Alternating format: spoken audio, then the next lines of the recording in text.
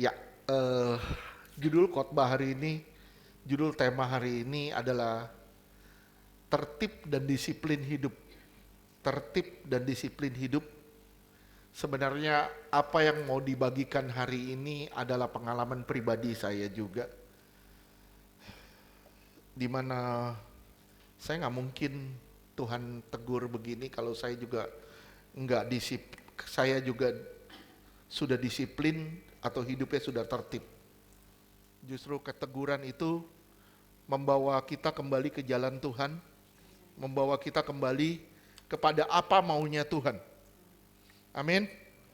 Jadi biarlah apa yang disampaikan ini bukan hanya menegur saya, tapi juga menegur saudara semua. Dan kita semua meresponnya dan kembali kepada jalan Tuhan. Amin. Oke.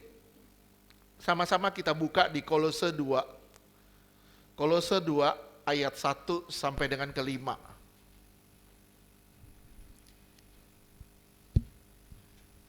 Kolose 2 ayat Mungkin puji Tuhan kalau hari ini saya juga nggak lama-lama lah. Kolose 2 ayat Kalau bisa 1. diselesaikan dengan cepat nggak apa-apa.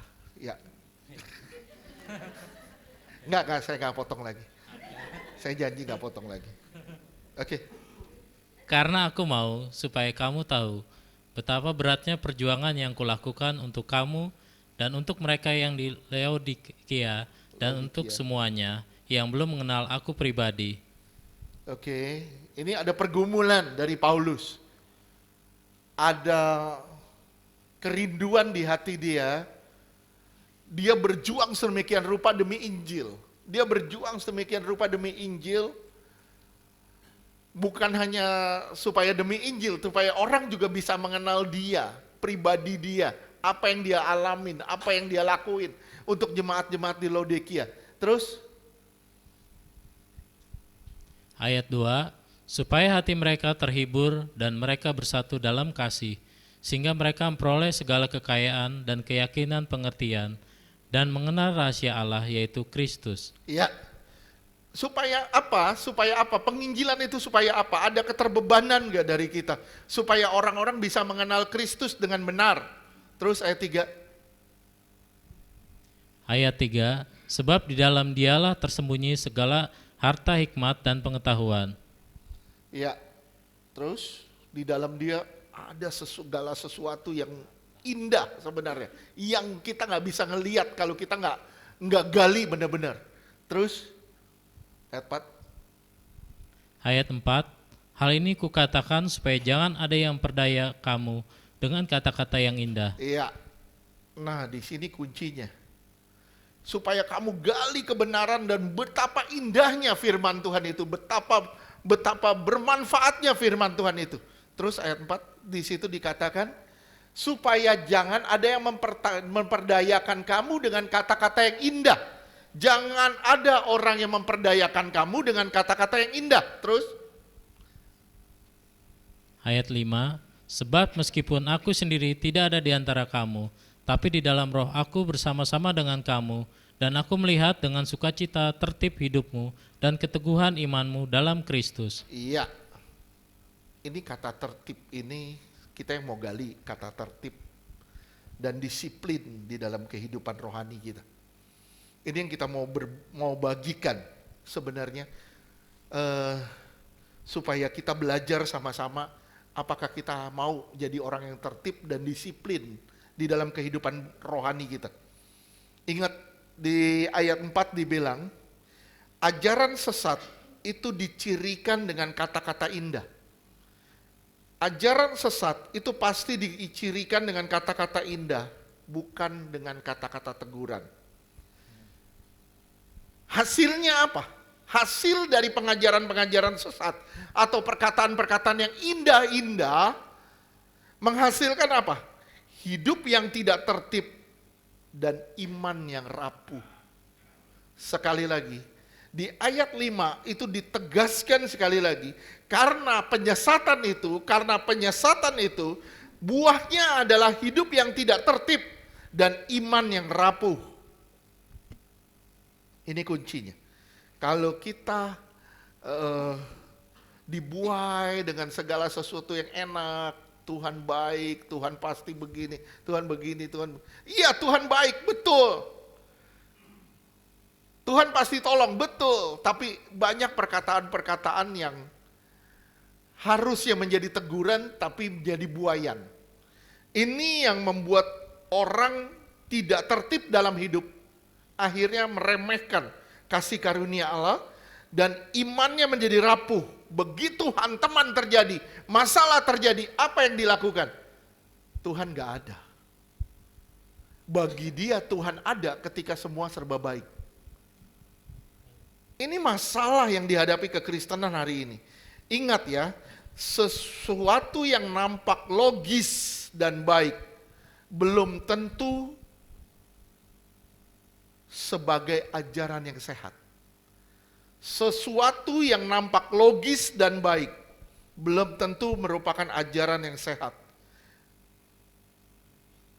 Ajaran yang sehat itu pondasi dari hidup yang tertib dan iman yang sehat.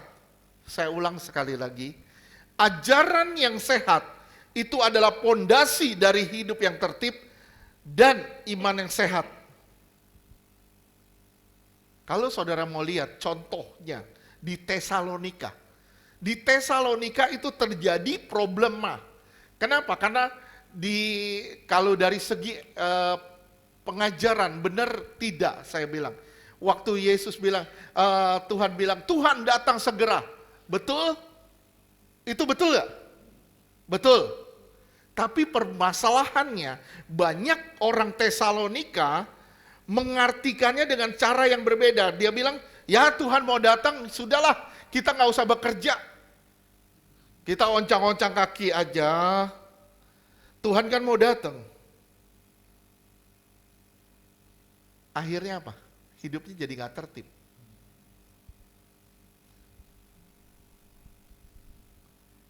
Mereka tahu Yesus segera datang, tapi implikasinya salah. Implikasinya salah. Apakah kalau dibilang, Frans, 3 hari lagi Yesus mau datang, kamu bikin apa, Frans? Kamu masuk ke goa, jadi pertapa. Menghindari dunia luar. Implikasinya bukan itu. Gimana caranya kita mempersiapkan diri? Entah kita tahu atau tidak tahu kapan Yesus datang. Kita mempersiapkan diri dengan melakukan pekerjaan-pekerjaan kita. Tetap kita melakukan pekerjaan-pekerjaan kita. Tetap kita giat dan semangat dengan pekerjaan kita. Tapi gimana caranya kita berdisiplin hidup dan tidak berdosa. Itu implikasinya. Apakah dengan perkataan Yesus akan datang segera, Yesus datang segera, artinya kita tidak melakukan apa-apa? Ini kesalahan dari jemaat di Tesalonika. 2 Tesalonika 3 ayat 6 sampai dengan 12. 2 Tesalonika 3 ayat 6. Tapi kami berpesan padamu, saudara-saudara, dalam nama Tuhan Yesus Kristus, supaya kamu menjauhkan diri dari setiap saudara yang tidak melakukan pekerjaannya dan yang tidak menurut ajaran yang telah kami terima dari kami. Ya, terus. Ayat 7. Coba perhatiin setiap perkataannya. Ayat 7. Sebab kamu sendiri tahu bagaimana kamu harus mengikuti teladan kami, karena kami tidak lalai bekerja di antara kamu. Ya, terus. Ayat Lihat. 8. Saya jelasin sedikit ya. Ini Paulus ini siapa? Ini yang tuliskan Paulus. Dia kasih teguran kepada jemaat di Tesalonika. Kalau saudara baca surat Tesalonika, itu bicara soal kedatangan Yesus. Tapi mereka tidak mau bekerja. Akhirnya yang terjadi apa? Paulus tegur. Saudara harus tahu latar belakang Paulus apa. Kenapa dia disebut orang Roma, warga negara Roma? Gini, dia punya orang tua, itu tukang bikin tenda. Dan orang Romawi Itu pun butuh tenda. Kalau dia pergi kemana, perang atau bagaimana, dia butuh tenda. Nah, orang tuanya Paulus itu tukang bikin tenda. Akhirnya, karena ada jasa bagi orang Romawi, akhirnya orang tuanya ini diangkat menjadi warga negara Roma. Nah, usaha bapaknya itu sebagai tukang tenda itu diteruskan kepada Paulus.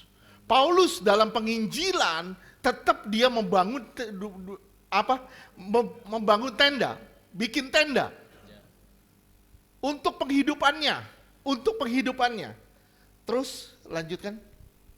Ayat 8, dan tidak makan roti orang dengan percuma, tapi kami berusaha dan berjerih payah siang malam. Lihat, dia tetap bekerja, berjerih payah siang dan malam, terus? Supaya jangan menjadi beban bagi siapapun di antara kamu. Terus, 9. Ayat 9, bukan karena kami tidak berhak untuk itu, melainkan karena kami mau menjadikan diri kami teladan bagi kamu, supaya kami ikuti. Supaya kamu ikuti. Kamu sama kami bedanya agak jauh. Terus ayat 10. Ayat 10, sebab juga waktu kami berada di antara kamu, kami memberi peringatan ini kepada kamu, jika seorang tidak mau bekerja, janganlah ia makan. Lihat, jika seorang tidak mau bekerja, jangan kasih dia makan. Ini orang yang hidupnya gak tertib sebenarnya. Bermalas-malasan, tidur bangunnya siang, semau-mau dia, terus mau makan enak. Paulus bilang, kalau dia gak mau bekerja, jangan kasih dia makan. Terus lanjutkan. Ayat 11, kami katakan ini karena kami dengar bahwa ada orang yang tidak tertib hidupnya dan tidak bekerja. Tidak tertib hidupnya, terus? Dan tidak bekerja. Tidak bekerja, terus? Melainkan sibuk dengan hal-hal yang tidak berguna. Sibuk sama hal-hal yang gak berguna, gak ada gunanya. Sibuk dengan hal-hal yang tidak berguna. Hidupnya gak tertib. Ini teguran Paulus. Terus? Ayat 12, orang-orang yang demikian kami peringati dan nasihati dalam Tuhan Yesus Kristus, supaya mereka tetap tenang melakukan pekerjaannya, dan dengan demikian makan makanannya sendiri. Ya, saudara perhatiin ya, tahun 80-an, itu saya pernah baca surat kabar, saya masih SD mungkin ya, 80-an, saya baca surat kabar, dan terjadi kasus 45 orang bunuh diri, membakar diri. Siapa pemimpinnya? Pemimpinnya itu David Kores. David Kores ini orang yang dipakai Tuhan, dan dia dapat pewahyuan kalau Tuhan itu akan datang. Tuhan akan datang. Jadi mereka tuh berpuasa, satu jemaat itu 45 orang itu berpuasa. David Kores itu seorang hamba Tuhan besar. Hamba Tuhan besar. Dia dipakai Tuhan luar biasa. Mungkin sekarang kalau saudara lihat Benny Hinn, mungkin itu pelayanan David Kores itu seperti itu. Jadi saking Tuhan pakai dia nyanyi di satu stadion besar. Orang masuk dari luar, masih di tempat parkir sudah pada rebah. Sudah tidak bisa berdiri di sana. Dipakai Tuhan, tapi lihat endingnya. Dia merasa dekat sama Tuhan, akhirnya dia bilang apa? Tuhan akan datang. Ya udah, siapa yang mau ikut saya, ikut. Puasa berbulan-bulan. Kalau tidak salah berbulan-bulan, sampai akhirnya Tuhan gak datang-datang, dan akhirnya dia bunuh diri, dia bakar dirinya berserta 45 pengikutnya. Nah ini kesalahan dari penafsiran. Banyak orang salah dalam penafsiran, mereka berkata Tuhan datang segera. Akhirnya mereka tidak melakukan apapun.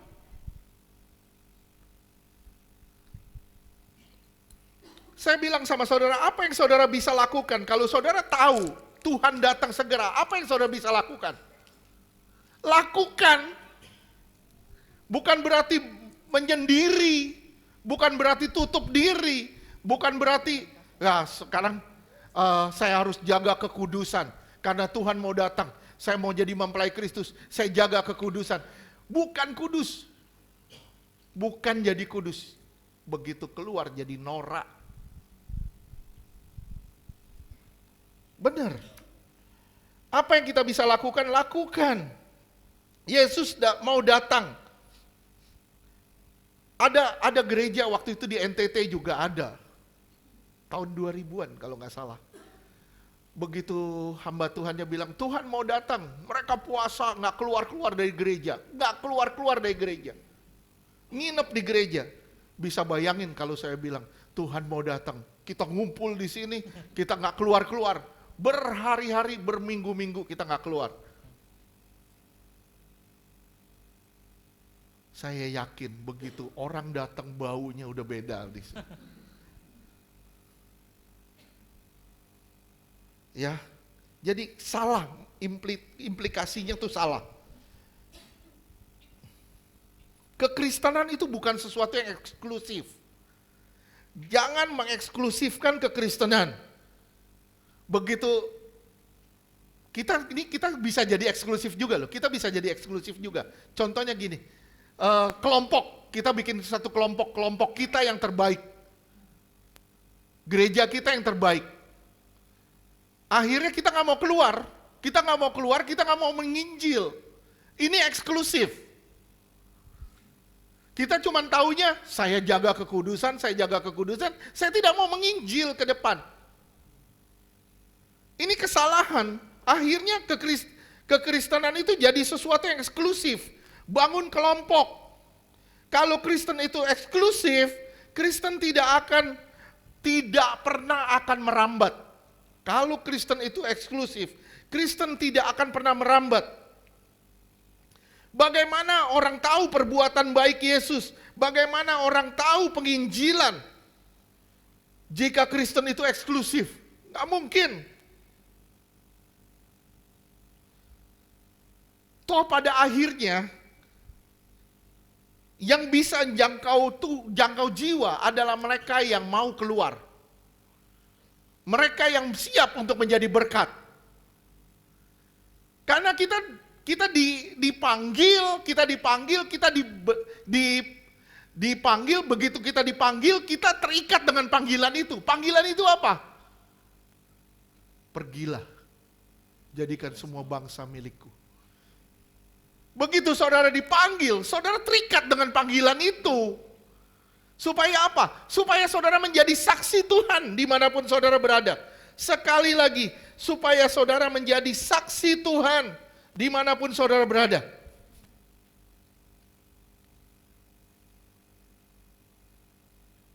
Saya diberkati, sangat diberkati. Ada satu hamba Tuhan berkhotbah. Dia khotbah begini.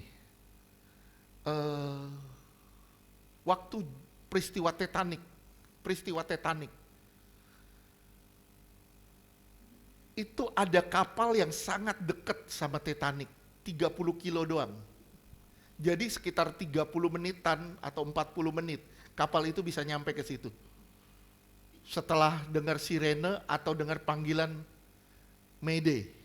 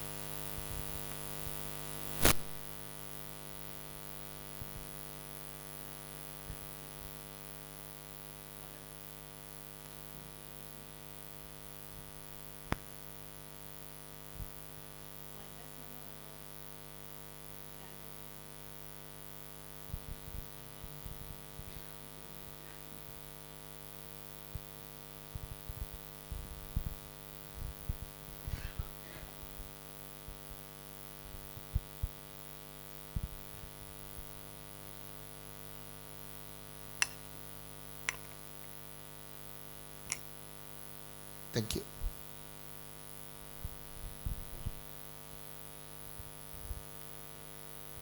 Ya, jadi waktu Titanic tenggelam, sebelum tenggelam, dia keluarin Mayday. Ternyata ada 2 kapal. Satu yang dekat dia cuman jarak 30 kilo. Satu lagi yang agak jauhan, jaraknya hampir 100 kilo dari Titanic.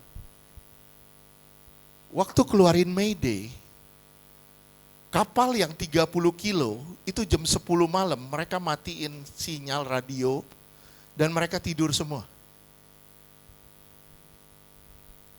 Tapi kapal yang 90 kilo mereka jaga-jaga, mereka waspada. Dan begitu keluar kata Mayday, terus keluar sonar, tembakan sonar itu SOS. Keluar tembakan SOS. Semestinya yang jarak 30 kilo itu bisa melihat. Tapi karena mereka tidur, mereka nggak mau lihat. Mereka nggak peduli dengan itu. Tapi yang jarak 90-an kilo, hampir 100 kilo, itu melihat dan mereka langsung putar arah. Mereka putar arah, mereka tolong. Tapi lihat berapa ribu orang yang mati di situ. Berapa banyak orang tenggelam. Bisa bayangin kalau yang 30 kilo bisa respon, berapa banyak orang yang bisa diselamatin. Saya ngomong apa di sini? Yang saya maksud apa? Banyak orang pelayanan itu menganggap pelayanan sebagai suatu pekerjaan. Kita nggak punya mindset misi di kepala kita. Akhirnya kita masuk di dalam pelayanan sebagai satu rutinitas. Rutinitas. Saya bilang sama saudara, kalau saudara sudah masuk di rutinitas, rutinitas itu sangat membosankan.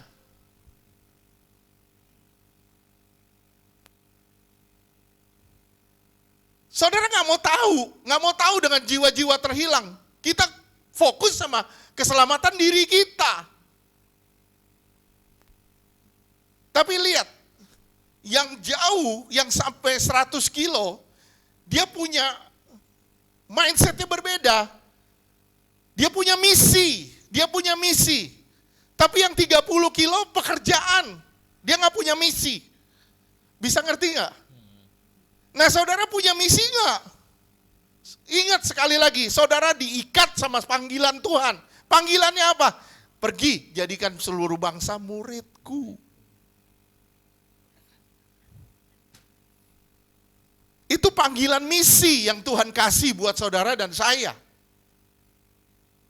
Tapi kalau kita nggak punya misi itu, akhirnya kita cuma fokus sama diri kita, sama keluarga kita, sama kelompok kita. Kita nggak fokus lagi sama orang-orang yang terhilang di luar.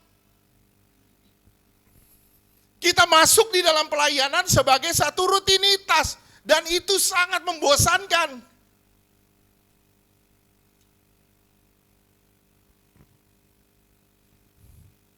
Ketika saudara mulai bosan dengan rutinitas, saya yakin saudara nggak bakal tertib lagi. Nggak akan tertib di dalam pelayanan. Saya percaya itu.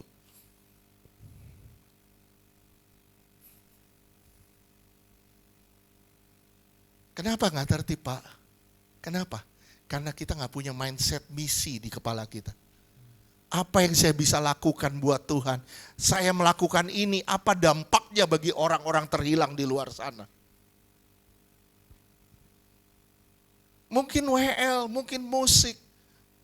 Mindsetnya cuman, ya yang penting saya bisa naikin pujian. Bukan itu mindsetnya. Gimana caranya pemusik WL naikin pujian kepada Tuhan dan jemaat bisa menikmati hadirat Tuhan, bisa mengalami hadirat Tuhan. Begitu saudara mengalami hadirat Tuhan, saudara juga harus punya hubungan dengan Tuhan. Kalau saudara nggak punya hubungan dengan Tuhan, saya yakin saudara nggak akan pernah bisa ngerasain hadirat Tuhan.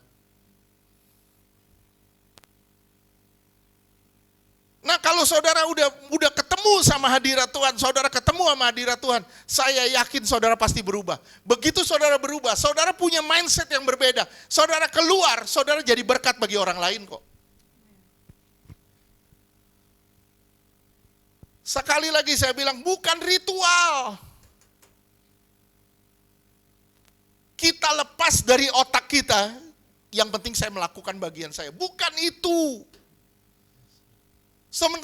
Sementara bagian yang saudara dapat dari Tuhan itu jauh lebih besar dari sekedar pelayanan. Misalnya yang bawa perjamuan. Cuman begini doang, simple kelihatannya. Saudara boleh bilang simple, tapi itu orang-orang di sekitar saudara itu akan menerima tubuh dan darah Tuhan. Saudara mungkin bilang simple, saudara nggak punya mindset misinya. Saudara mungkin bilang, ya saya kan cuma asyir, saya kan penerima tamu. Saudara nggak tahu asyir itu dipakai Tuhan juga untuk menertibkan suatu pelayanan.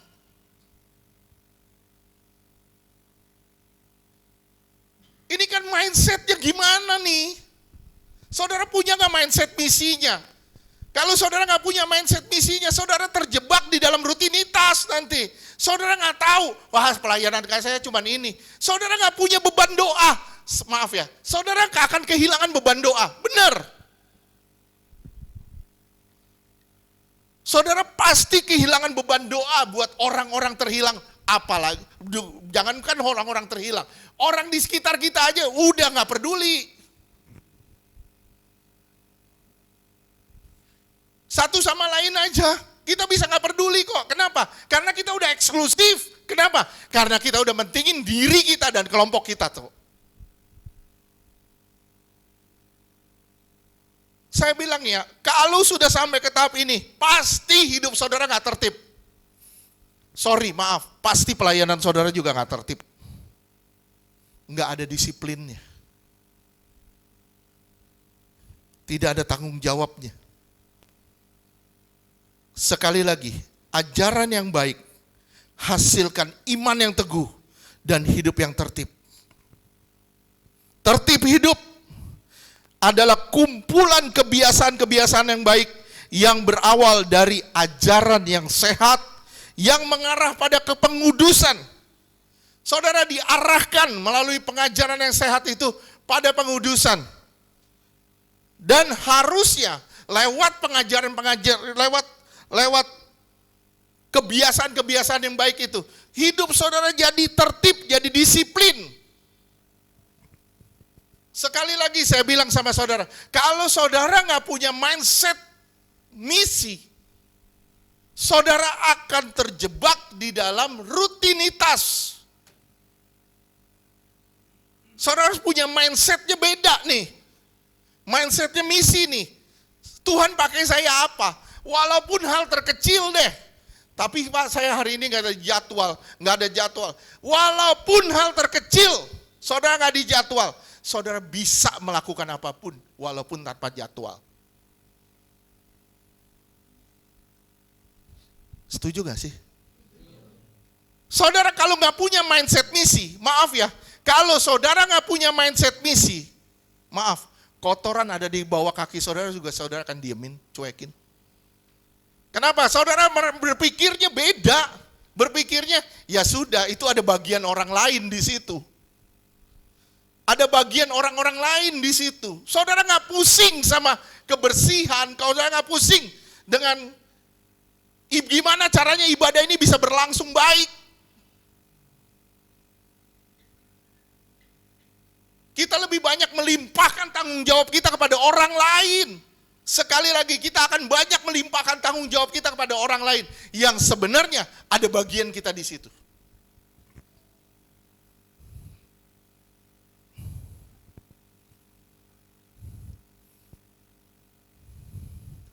Kebiasaan baik itu melahirkan disiplin, tertib hidup menuju pada suatu pengudusan.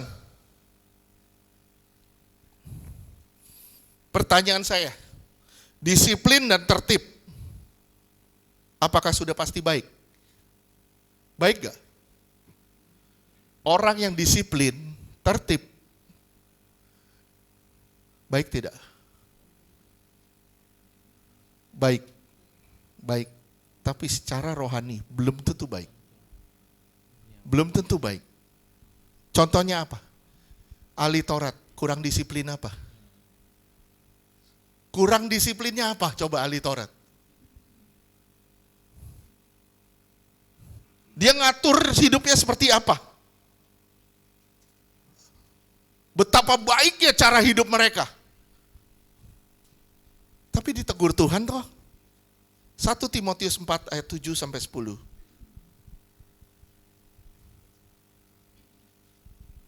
Alkitab mengajar kita untuk disiplin. Setuju? Setuju. Terus? 1 Timotius 4 ayat 7. Tapi jauhilah tahayul dan dongeng nenek-nenek tua, latihlah dirimu beribadah. Terus? Ayat 8.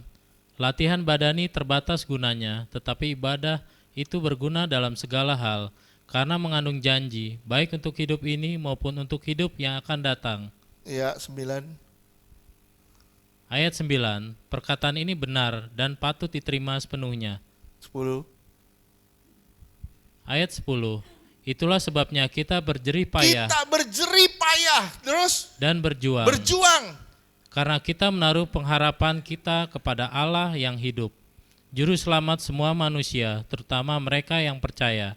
Kita diminta Tuhan tertib, disiplin. Tapi disiplin yang sesuai dengan kehendak Tuhan, yang mengarah pada kekudusan, mengarah pada pembenaran. Bukan disiplin yang menuju pada legalitas.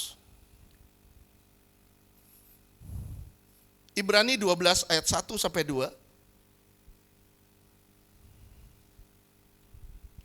Ibrani 12 ayat 1.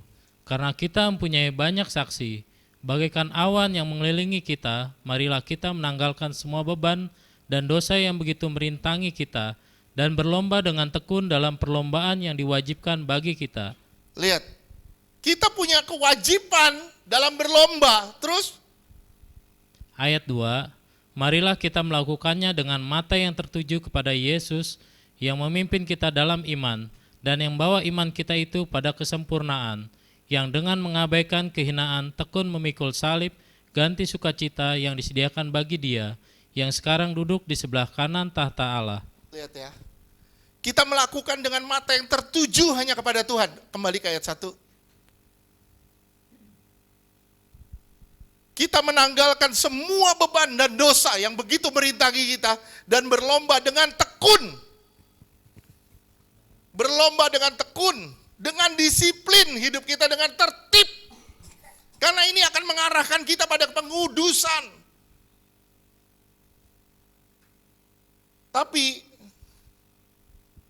banyak orang melakukan disiplin, tapi menjadi satu legalis, menjadi satu legalistik. Akhirnya toh ditegur kok sama Tuhan. Pengudusan yang menuju pada legalis pasti ditegur sama Tuhan. Coba lihat Matius 23, ini kata celaka. Ayat 3 sampai 4. Matius 23 ayat 3. Sebab itu turutilah dan lakukanlah segala sesuatu yang mereka ajarkan padamu. Tetapi janganlah kamu turuti perbuatan-perbuatan mereka. Lihat, turuti ajarannya, lihat ajarannya, ikutin ajarannya, tapi jangan ikutin perbuatannya. Terus? Karena mereka mengajarkannya tetapi tidak melakukannya. Ini legalis. Terus? Banyak orang nuntut dari orang lain, tapi dia sendiri gak mau melakukannya. Terus? Ayat 4. Mereka mengikat beban-beban berat, lalu meletakkannya di atas bahu orang, tetapi mereka sendiri tidak mau menyentuhnya. Oke. Saya guyonan sama istri saya, ngobrol. Fer, jangan makan ini. Saya bilang, kamu juga jangan makan ini. Tapi kita semua melanggar. Ngerti maksudnya? Kita memberi beban kepada orang, tapi kita sendiri melakukannya. Ini praktek legalis. Praktek legalistik. Kita bilang orang harus begini, orang harus begini, orang harus begini, orang harus begini. Kita nuntut orang lain supaya berubah, tapi kita sendiri gak mau berubah. Itu praktek legalistik. Ayat 25. Matius 23 ayat 25.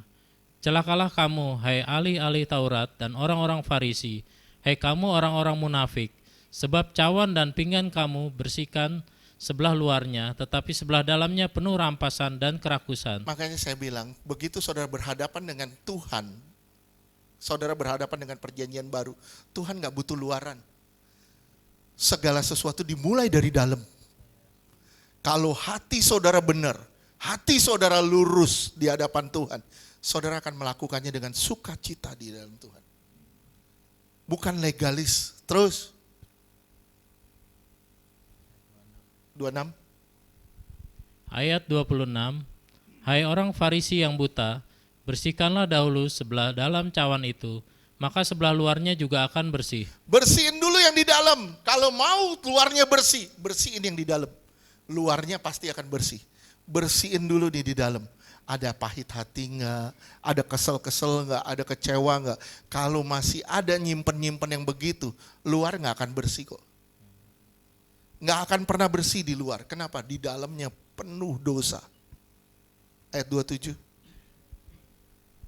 Ayat 27. Celakalah kamu, hai ahli-ahli Taurat dan orang-orang Farisi, hai kamu orang-orang munafik, sebab kamu sama seperti kuburan yang dilabur putih. Ini ciri-ciri orang yang melakukan disiplin tertib hidup, tapi tidak membawa dia pada pengudusan. Akhirnya seperti ini. Terus?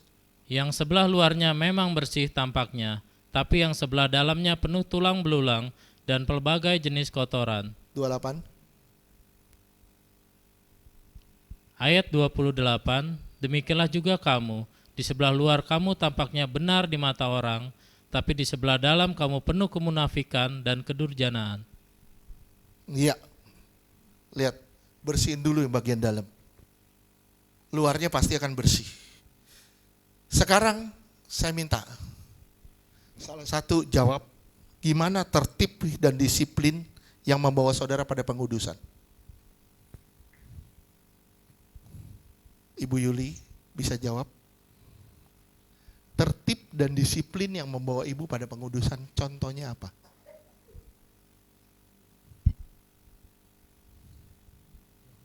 Ada? Bisa? Belum bisa? Oke. Beribadah oke. Berdoa oke. Baca firman oke. Memberi persembahan perpuluhan itu oke. Jadi hal-hal ini itu ketertiban dilihat. Tertibnya itu akan membawa saudara pada pengudusan. Ya. Saudara tertib doa deh. Tertib doa. Itu akan menuntun saudara pada pengudusan. Saudara tertib baca firman, itu akan menuntun saudara pada pengudusan. Saudara tertib ibadah, datang ibadah. Itu akan membawa saudara pada pengudusan. Bedanya di mana dengan yang tertib yang tadi? Bedanya adalah roh apa yang menuntunnya. Karena kalau Roh Kudus yang mengarahkan, pasti dibawa pada pengudusan. Tapi kalau roh lain, pasti dibawa pada legalistik. Sampai sini paham? Kalau saudara nggak mau disiplin, nggak mau tertib. Kalau saudara menolak disiplin, menolak tertib, saya bilang ya, sorry, dengar ya, pasti saudara akan meremehkan dosa. Udah pasti. Saudara akan meremehkan dosa. Kenapa? Karena saudara menolak tertib, disiplin.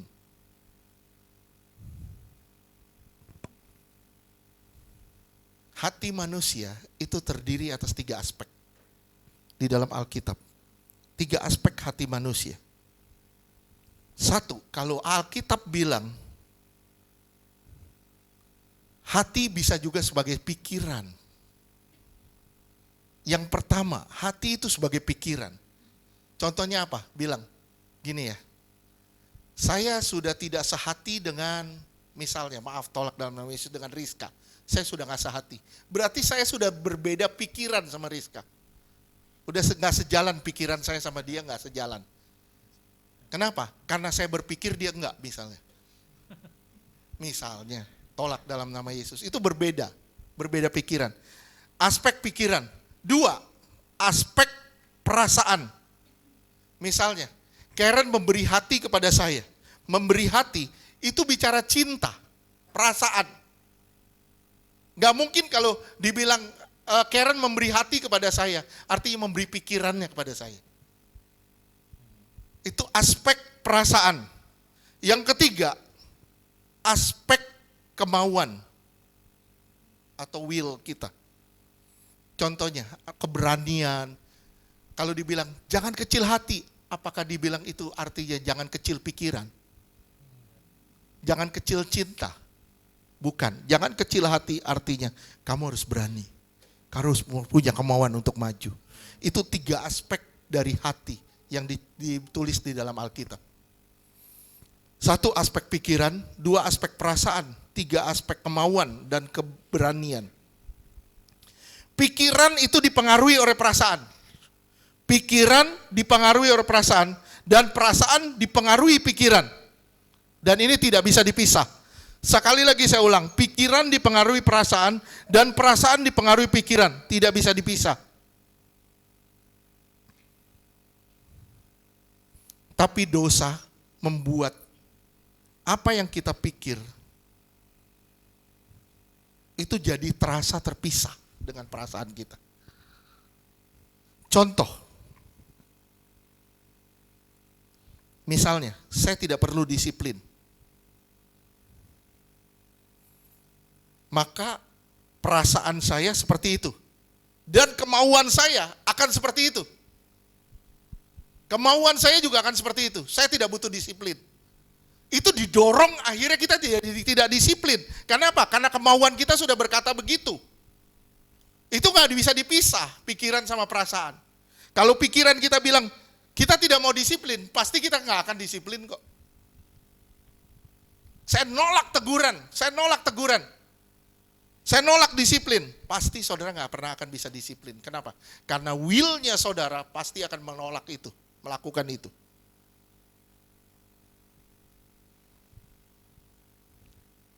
Apakah disiplin itu sesuatu yang otomatis?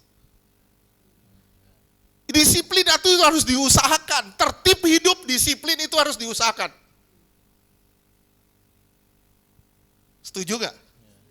Sekarang saya tanya sama saudara, ini setuju gak ya? Saudara setuju gak? Saudara setuju Alkitab itu perkataan Tuhan? Setuju? Semua setuju? Yang setuju angkat tangan? Semua angkat tangan ya. Siapa di sini setuju kalau firman Tuhan itu berguna untuk hidup yang kekal? Setuju semua? Setuju.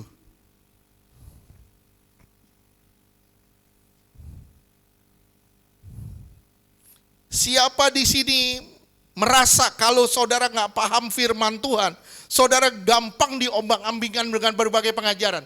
Siapa di sini setuju? Siapa di sini setuju kalau orang tidak paham firman Tuhan, itu gampang sekali diombang-ambingkan dengan berbagai pengajaran? Setuju? Setuju? Setuju? Semua setuju masih? Sekarang saya tanya sama saudara, siapa di sini disiplin baca firman tiap hari?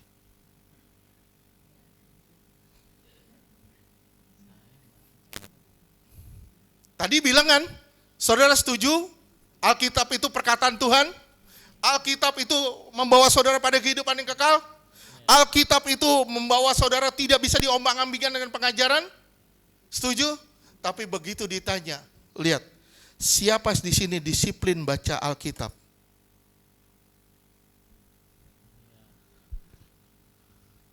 Haiya. Bisa ngerti ya sekarang? Disiplin itu harus punya kemauan. Harus punya kemauan. Dan dimulai dari pikiran, dari perasaan kita, sampai kemauan kita. Dorong semua pola hidup kita ke sana.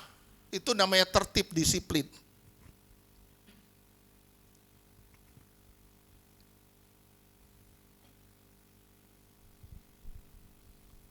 Sekarang saya tanya nih, sorry maaf ya, saya tidak mau menyindir siapapun ya. Sorry maaf, saya tanya nih, siapa setuju di sini kalau kita mulai ibadah jam 10 pas? Setuju kalau kita mulai tepat waktu? Setuju? Siapa di sini yang datang suka ngaret-ngaret?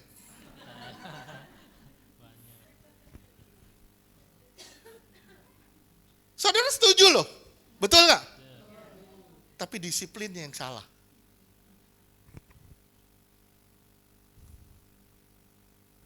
Ya kita setuju tepat waktu itu baik. Tapi faktanya,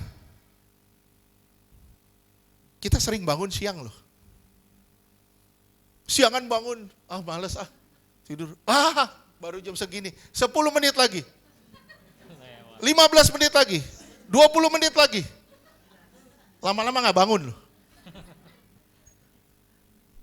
Cobalah saudara tunda. Saudara akan lihat kedisiplinan saudara itu yang hilang. Ya.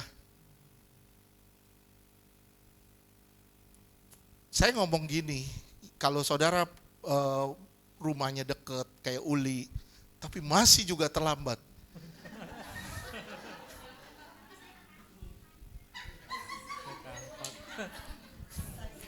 Oke.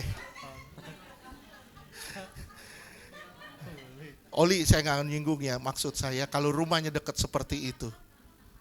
Ya. Lihat ya, yang Tuhan mau tuh apa? Disiplin.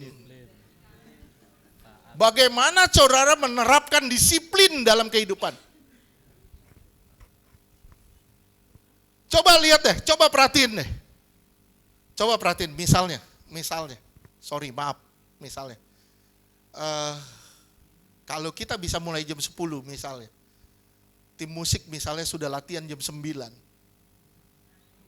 Misalnya, sorry maaf, saya tidak menyinggung Martin, maaf ya, saya tahu Martin jauh, dia berusaha, dia selalu nelfon saya, Kak, maaf ya, ini saya nggak dapat Grab ini, saya ngerti, hal-hal gitu.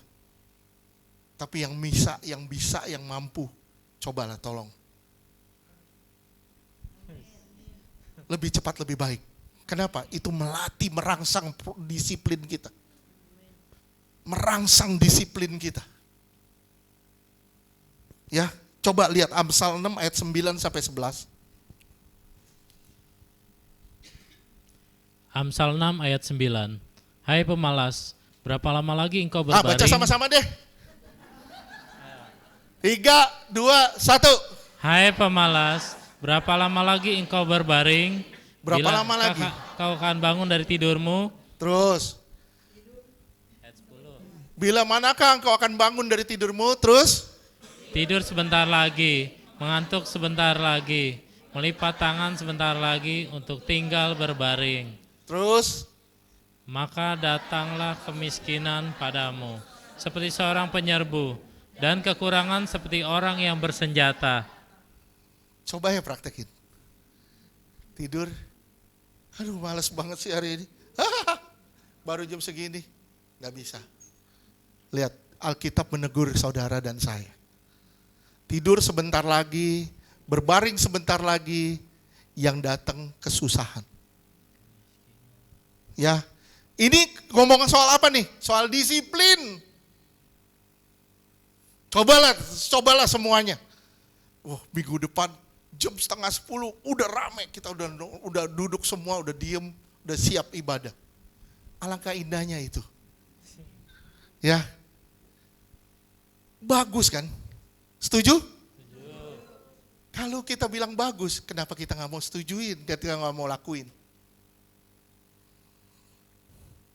Kalau saudara setuju, apa yang saudara rasa baik, saudara tahu, tidak otomatis itu harus diusahakan, harus dikerjain. Nggak otomatis, semua mulai dari kemauan kita kok. Kalau saudara nggak punya kemauan, nggak akan saudara bisa disiplin. Kenapa? Karena otak saudara sudah berkata, santai aja dulu. Nanti aja dulu. Maaf ya, nggak akan disiplin. Misalnya, Bu Wilma mau ketemu, diundang Prabowo jam 9 misalnya. Bu Wilma melakukan apa? Mungkin jam 5 pagi dia udah di salon. Ya, catok bulu mata.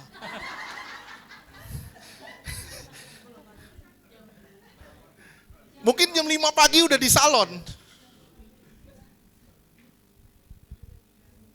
Ya, bersihin belek-belek. Sapu iler-iler. Mungkin jam 5 pagi udah di salon. Terus begitu undangan, jam 8 mungkin Bu Wilma udah di depan gerbang istana. Kenapa? Karena ini undangan yang sangat jarang. Sekali lagi saya bilang, mindset kita harus berubah. Pola pikir kita, mindset kita harus berubah. Kalau mindset saudara nggak berubah, saudara nggak akan pernah disiplin.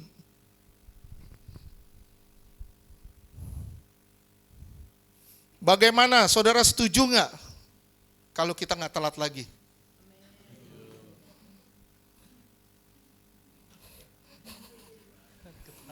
Jadi semua tolong, semua ya.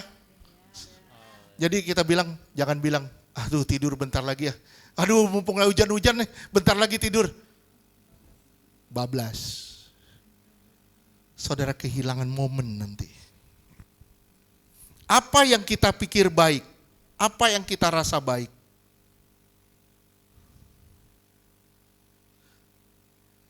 harus diarahkan oleh kehendak kita di situ. Ada kemauan kita di situ, ada kehendak kita di situ. Paulus mengajarkan kita kok, apa yang kita rasa baik, itu belum tentu kita bisa ngelakuinnya. Kenapa? Karena kita tinggal di dalam tubuh yang berdosa. Kita tinggal di dalam tubuh yang berdosa. Dan tubuh yang berdosa ini berkata, jangan lu disiplin. Roma 7 ayat 19-20, saya yakin ini bagi teman-teman kita di Iktus semua udah pada tahu ayat ini. Roma 7 ayat 19. Sebab bukan apa yang aku kehendaki, yaitu yang baik, yang aku perbuat. Aku pengen buat baik, aku pengen disiplin. Terus? Melainkan apa yang tidak aku kehendaki, yaitu yang jahat, yang aku perbuat. Jadi aku harus melatih tubuhku di situ. Terus? Ayat 20.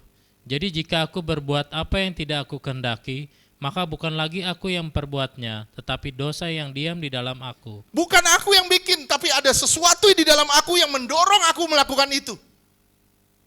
Tapi saudara gak bisa menyalahkan roh jahat terus. Wah, saya kesiangan bangun, ini gara-gara roh jahat nih. Saya jadi pemalas, ini gara-gara roh jahat nih. Jangan nyalain roh jahat terus. Roh jahat bilang, yang tidur lu. Yang gak mau bangun lu. Gue yang disalahin. Perlu disiplin. Kesadaran, disiplin itu kesadaran. Kesadaran kalau saudara itu lemah. Oleh sebab itu saudara perlu kerjakan keselamatan itu. Saudara perlu mengerjakan keselamatan itu, kenapa? Karena saudara sadar kalau saudara itu lemah. Saudara butuh pertolongan Tuhan. Kita melakukan disiplin di dalam anugerah Tuhan.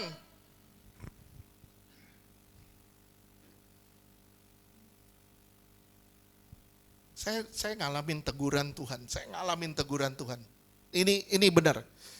Saya selalu begini, tiap kali saya mau pergi, misalnya saya udah janjian, saya pergi jam 7.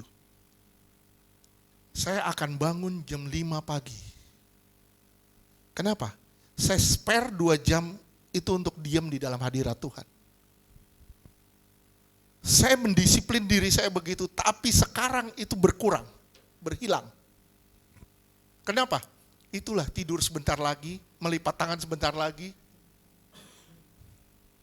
Jadi kalau hari besok saya berangkat jam 3 pagi misal sama teman-teman ke Pekalongan, itu jam 1 saya udah mesti doa. Kenapa? Saya selalu harus siapin 2 jam sebelum waktu. Tapi sekarang disiplinnya hilang. Saya tidak lagi mendisiplin itu. Kenapa? Karena ada berbagai kenikmatan, berbagai cara untuk menggeser itu semua. Kedisiplinan kita itu. Manusia itu nggak konsisten, setuju nggak? Bahkan pada apa yang dia paling suka itu juga nggak konsisten. Apa yang paling disuka itu juga sampai hal itu nggak konsisten juga. Coba contohnya, saya seneng yang namanya makan daging babi. Saya seneng banget daging babi, senengnya banget. Tapi bisa bayangin kalau pagi, siang, sore, malam saya makan itu. Besok pagi, siang, sore, malam saya makan itu. Pagi, siang, sore, besoknya lagi saya makan itu. Saya nggak akan konsisten lagi dengan daging babi itu. Saya ganti stiker, saya ganti ayam. Kenapa? Karena saya udah manusia, itu manusia, setuju gak? Kita nggak konsisten lagi dengan hal itu. Itu yang membuat manusia itu sebenarnya nggak konsisten dengan apa yang dia suka sekalipun. Saya senang makan mie. Pagi, siang, sore, malam makan mie. Besok pagi, siang, sore, makan mie. 4 hari saya melakukan itu. Hari kelima saya bilang, bosan, gue blenger gue makan mie terus. Bosan, blenger kita makan mie terus. Kenapa? Karena kita nggak konsisten. Ya, kalau sama apa yang kita suka aja, itu nggak konsisten. Apalagi dengan apa yang tidak kita biasa. Jadi Pak, untuk disiplin, ya kita harus memaksa diri kita sampai ke tingkat itu. Ada momen di mana tiba-tiba berubah. Kita nggak lagi suka dengan apa yang kita bilang itu enak. Itu kesukaan kita. Simak ya. Pelayanan. Kalau berdasarkan mood-moodan saudara. Mood-moodan saudara. Saya ulang ya. Pelayanan kalau berdasarkan mood-moodan saudara. Pelayanan itu akan sangat berbahaya. Otak kita di mana? Otak kita mesti otak misi. Kalau pelayanan berdasarkan mood, pelayanan akan sangat berbahaya. Pelayanan bukan pekerjaan, pelayanan itu ladang misi. Sekali lagi, saya ulang, ladang misi. Mula-mula kita bisa rajin. Lama-lama kita rajin juga, rajin bolos. Saudara harus memaksa diri saudara sampai ke tingkat itu.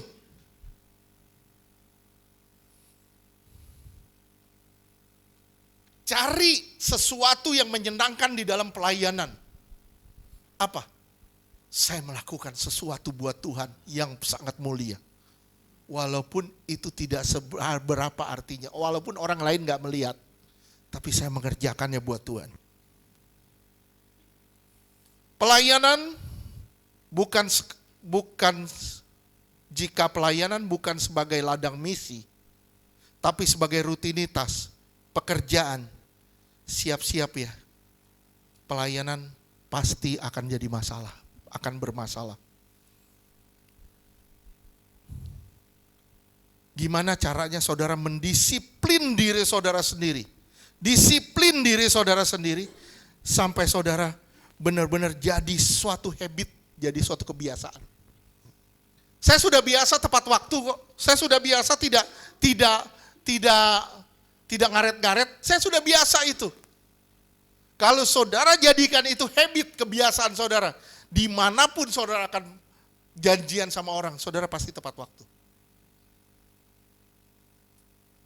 Kecuali ada hal-hal lain yang menghalangi kita. Seperti misalnya, kita nggak tahu jalan Jakarta seperti apa. Ya, tapi jangan menjadikan ini sebagai alasan supaya kita telat-telat. Oh sorry ya, maaf ya telat. Telat apa? Jalanan macet, telat bangun.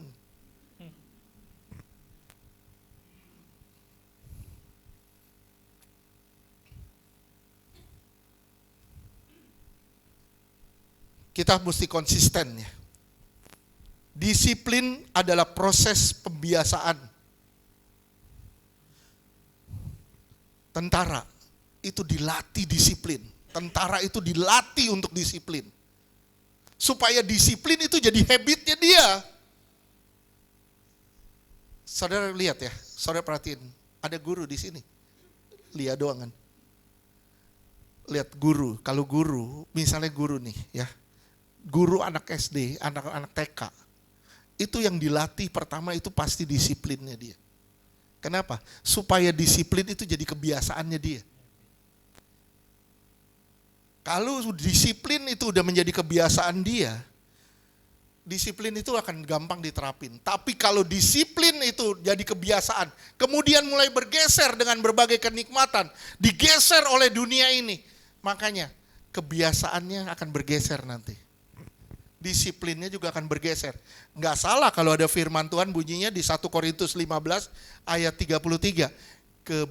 Pergaulan yang buruk merusak kebiasaan yang baik. Biasa disiplin karena pergaulan kita nggak baik. Akhirnya apa? Kita nggak disiplin lagi.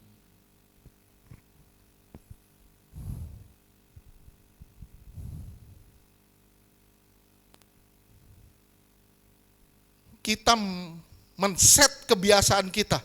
Setelah kebiasaan kita jadi, kebiasaan itu akan men-set kita. Saya ulang ya. Kita set kebiasaan kita. Kita set kebiasaan kita. Setelah kebiasaan itu jadi, kebiasaan itu akan nge-set kita. Ya. Saudara nih men-set kebiasaan saudara untuk misalnya sikat gigi sebelum pergi. Siapa di sini sikat gigi sebelum ke gereja? Nggak ada? Saya yakin semua ya. Semua sikat gigi kan? Saudara ngeset kan itu kan? Ngeset itu jadi satu kebiasaan. Tapi kalau nanti kebiasaan saudara udah nggak biasa lagi, bergeser semuanya. Saudara pikir udahlah nggak apa-apa, nggak apa-apa lah, nggak usah sikat gigi lah. Toh nggak ada yang mau cium. Begitu saudara ngeset itu jadi kebiasaan juga. Saudara nggak biasa sikat gigi lagi. Akhirnya sikat gigi di rumah itu baru terus. Kenapa? Itu nggak pernah disentuh.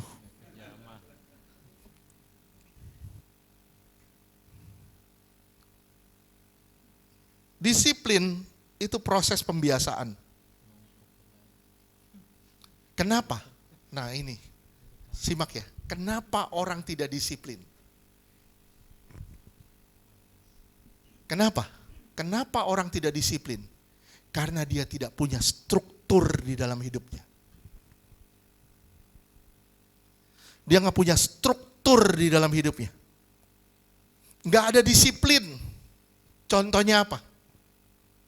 Contoh paling simpel. Karena kita nggak punya disiplin, kita scroll terus. Ini yang Tuhan tegur saya. Waktu saya scroll, Tuhan bilang, scroll sampai mati.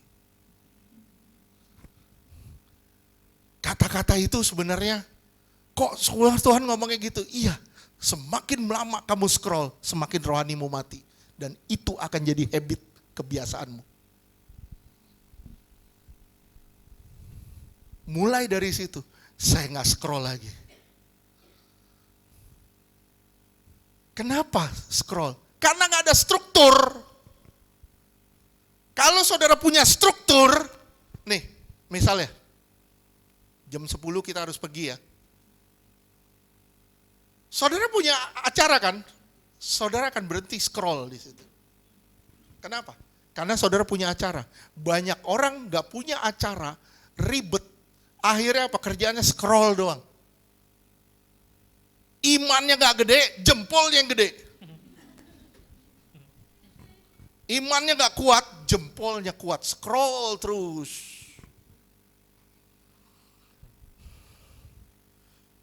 Scroll boleh nggak? Boleh.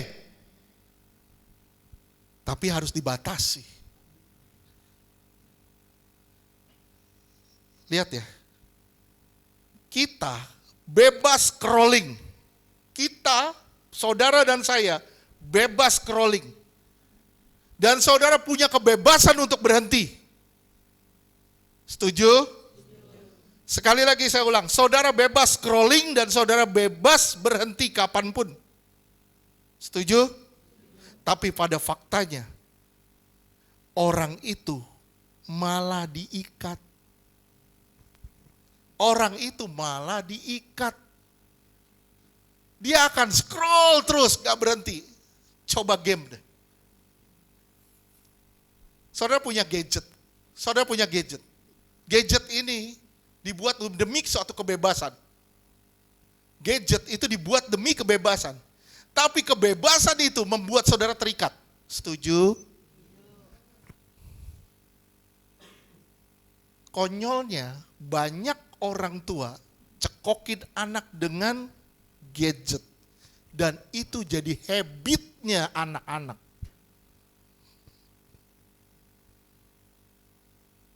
Setuju gak sih? Kenapa jadi diam? Coba aja, saudara kasih anak ya. Kasih anak. Kenapa kamu kasih gadget? Biar gak tantrum. Kalau gak dikasih gadget, tantrum nanti dia. Tantrum tahu gak? Tantrum. Tahu gak? Tahu, yang tahu, yang gak saya kasih tahu. Tantrum itu, wah teriak, ah! Itu tantrum. Histeris tuh, gak dapet apa yang dia mau tuh histeris. Nah, misalnya, Karen anak saya, Karen anak saya. Supaya dia gak teriak-teriak, saya kasih dia HP.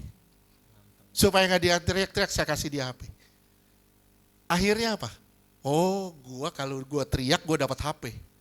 Gimana caranya gua dapat HP? Gua harus teriak. Akhirnya itu jadi kebiasaan. Jadi kebiasaan. Dan itu ketika jadi kebiasaan, nggak ada lagi yang namanya disiplin.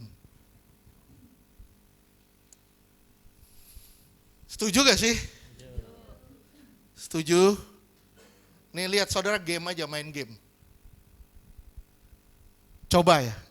Sini ada gamers? Ada Game Boy? Jangan belaga nunduk, Tuhan tahu. Lihat ya, saudara kalau nggak punya struktur, saudara nggak punya jadwal, saudara sulit untuk berhenti game. Setuju gak? Begitu saudara udah pegang, saudara akan buka game lagi, dan itu akan jadi habit, kebiasaan saudara. Setuju? Puji Tuhan kalau saudara bisa setuju. Ya, gadget itu diciptakan sebenarnya untuk kebebasan yang mengikat. Membuat saudara terikat dengan itu. Oleh sebab itu masuklah di sana game ini, game itu. Masuklah TikTok, masuklah Instagram. Kita dialihkan. Simak ya, kita dialihkan dari dunia, dari budaya membaca kepada budaya melihat. Dulu kan ada koran kan? Wah, kalau papa tiap pagi baca koran. Lihat sekarang, papa sekarang. Tiap pagi buka YouTube. Tiap pagi sibuk sama YouTube, tiap pagi sibuk sama TikTok. Tiap pagi sibuk sama Instagram. Lihat, kita dialihkan dari budaya membaca kepada budaya melihat. Dan tanpa sadar, anak-anak saudara sudah biasakan dengan budaya melihat. Sadar nggak? Sadar gak? Anak saudara itu akan sulit dalam membaca dan mengingat. hafalin. Sulit dia. Kenapa? Karena sudah terbiasa menangkap dengan cara melihat.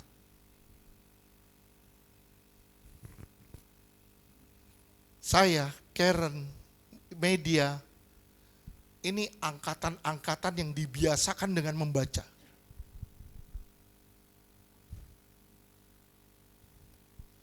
Saya biasa membaca.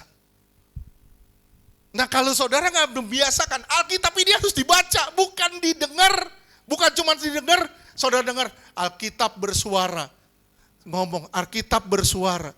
Lama-lama saudara, siapa yang ngomong? Saudara akan terbiasa dengan Alkitab bersuara. Nanti saudara nggak terbiasa dengan baca. Nah, dunia mengalihkan kita ke situ. Dari dunia baca kepada dunia lihat. Begitu saudara masuk di dunia lihat, saudara akan masuk di dunia yang akan menggerus kedisiplinan saudara dan kebiasaan-kebiasaan baik saudara. Dan tujuan dari melihat adalah memancing emosi kita sebenarnya.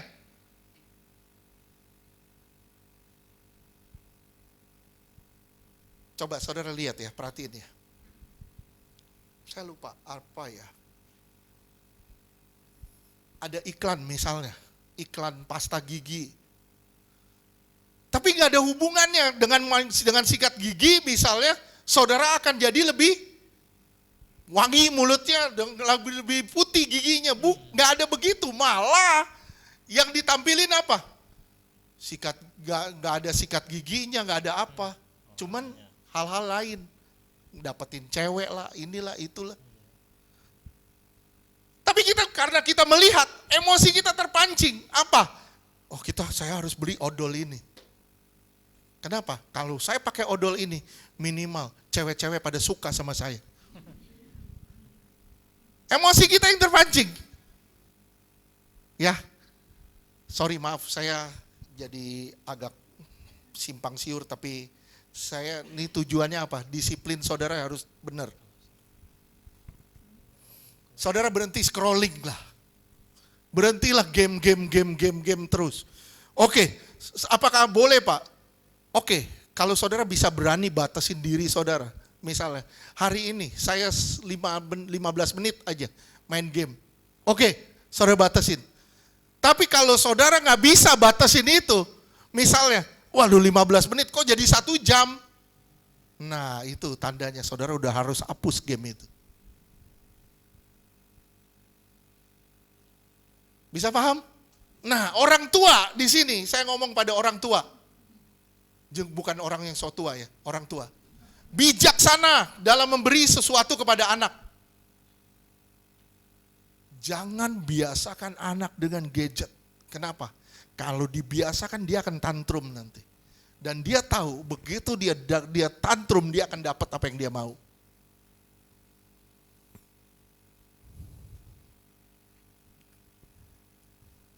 Dan itu akan merusak otak dia.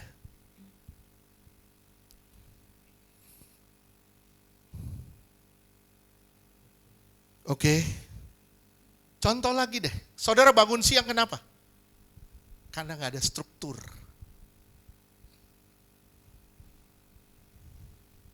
Kalau ada struktur, pasti bangun pagi. Misalnya ada janji, atau ada pelayanan, atau ada apa, pasti bangun pagi. Kenapa kita scrolling terus? Karena nggak ada struktur dalam hidup kita. Hidup kita tidak berstruktur, tidak ada disiplin juga akhirnya. Orang ini hidup semaunya. Orang yang tidak punya struktur hidupnya, orang yang tidak punya disiplin akan hidup semau-maunya.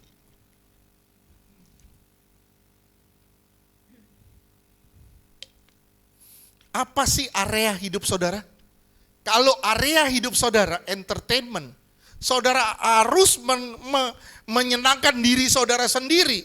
Saudara akan mati-matian entertain diri saudara sampai mati.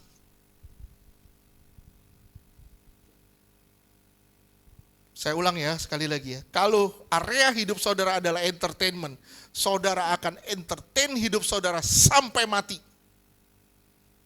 Puasin semua kemauan itu sampai saudara mati.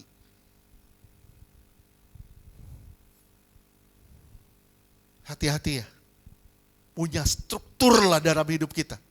Hati-hati juga dengan apa yang kita beri ke tangan anak kita.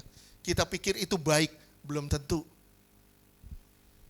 Bagaimana kalau yang saudara beli itu ternyata ular beracun yang saudara pikir adalah sesuatu yang baik. Nanti begitu anak kita terikat dengan game, kita baru datang ke Tuhan. Tuhan, ampuni saya. Saya sudah memberi ular kepada anak saya. Semenjak saat ini saya bilang, hati-hati dengan memberi apa yang kepada anak kita.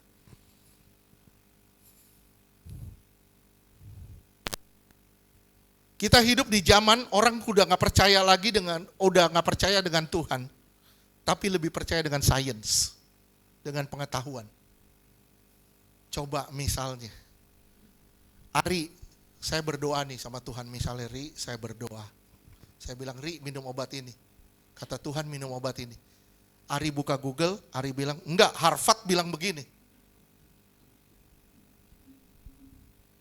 Enggak, ini penelitian dari profesor ini bilangnya begini.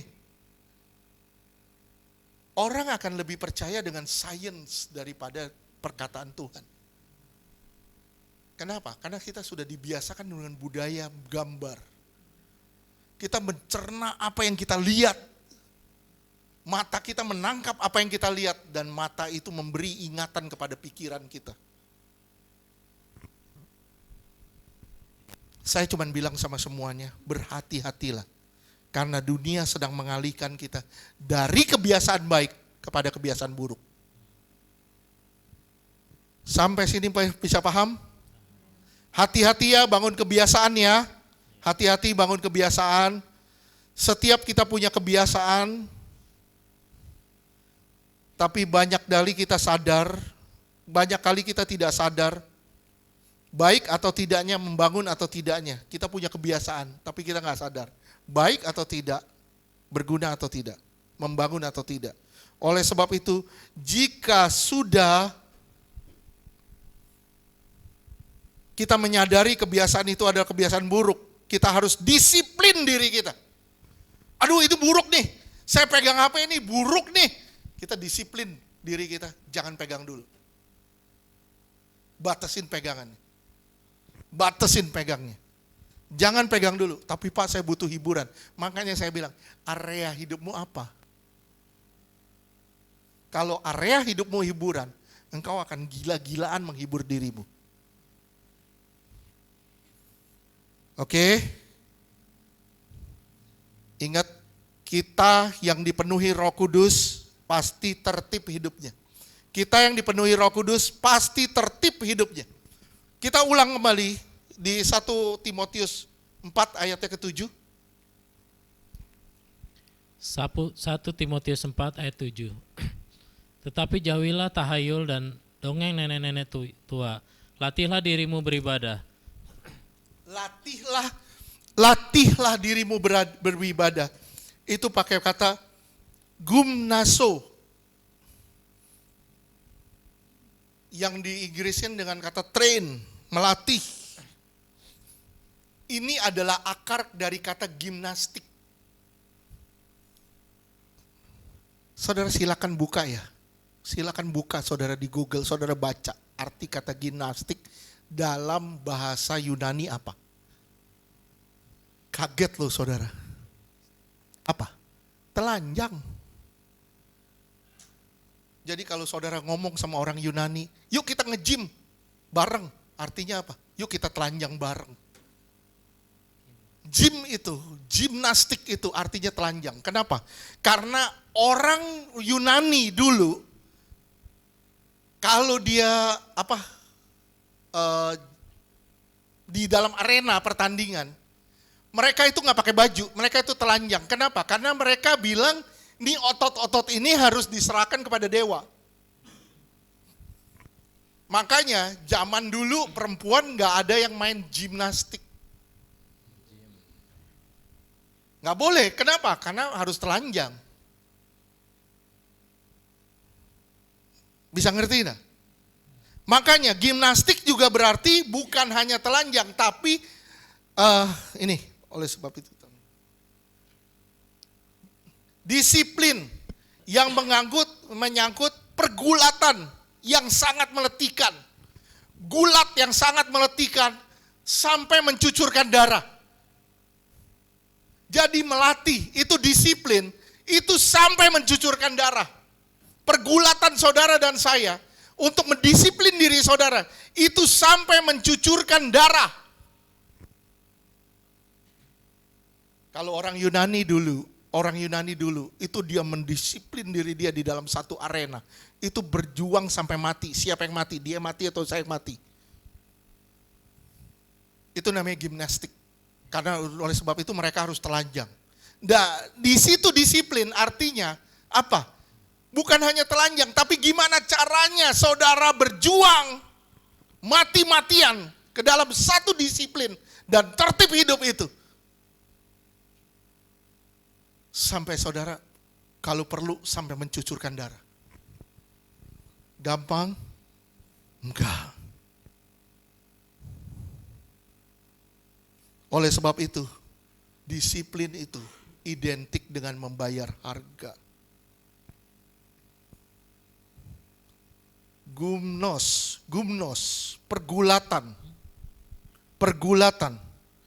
menguras keringat, bahkan sampai berdarah-darah. Melatih otot kehendak saudara, sampai keluar menjadi satu kebiasaan. Melatih otot kehendak saudara, suatu yang baik, sampai saudara masuk ke dalam pengudusan hidup. Keluar dari sinful exercise kepada pengudusan yang sempurna. Latih diri kita supaya kita keluar dari kehidupan yang berdosa. Kita keluar dari sana menuju pada pengudusan yang sempurna. Nggak salah dong kalau Tuhan bilang di Lukas 16 ayat 10. Lukas 16 ayat 10, kita mau akhiri nih. Lukas 16 ayat ke-10. Lukas 16 ayat 10. Barang siapa setia dalam perkara-perkara kecil, disiplin dalam perkara-perkara yang simple, perkara yang kecil, yang simple, yang gak berarti kelihatannya. Kita disiplinin diri kita di situ. Terus ia setia juga dalam perkara-perkara besar. Saudara akan bisa masuk dalam disiplin yang lebih besar lagi. Tapi kalau saudara nggak mulai dari disiplin dalam perkara-perkara kecil, saudara nggak akan bisa masuk dalam disiplin yang lebih besar. Terus? Dan barang siapa tidak benar dalam perkara-perkara kecil, ia tidak benar juga dalam perkara-perkara besar. Ya, mau nggak saudara melatih diri saudara sedemikian rupa sampai saudara masuk ke dalam ketertiban hidup dan kedisiplinan yang sempurna? Semua kita di sini. Disiplin. Gimana caranya kita lepas dari situasi berdosa kepada situasi pengudusan. Kita masuk dalam situasi yang berbeda, yaitu kudusnya hidup. Oke? Amin. Tuhan berkati. Saya tanya, saudara kira-kira bisa memahami apa yang dibagikan? Saudara mau belajar disiplin hidup saudara? Jam-jam doa saudara mau dipulihin lagi? Jam saudara baca Alkitab mau dipulihin lagi? Bukan urusan Tuhan itu, urusan saudara, keputusan di tanganmu. Keputusan di tanganmu. Gimana caranya saudara mendisiplin diri saudara sampai masuk ke dimensi itu.